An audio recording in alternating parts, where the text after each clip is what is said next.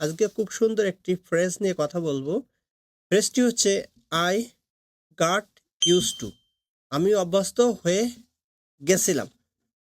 কোনো নতুন পরিবেশ বা পরিস্থিতি আপনি যখন মানিয়ে নেবেন এবং সেখানে অভ্যস্ত হয়ে যাবেন, তখন আপনি আই গট ইউজ টু ফ্রেজটি ইউজ করতে পারেন। সো উদাহরণ হিসেবে, I got use to the new job quickly. আমি নতুন চাকরিটি খুব সহজে মানিয়ে নিয়েছি। তো আমাদের স্ট্রাকচারটি কেমন হবে? Subject plus goat use two plus ভার্বের সাথে আইএনজি যোগ। সো এই ভার্বটি নাউনের মতো কাজ করবে। তো I got use two new job quickly. আমি দ্রুত নতুন চাকরির সাথে অভ্যস্ত হয়ে গেছি। So this is very important for speaking English. If you like this video, please follow. You will see more video like this. I'll see you in my next video.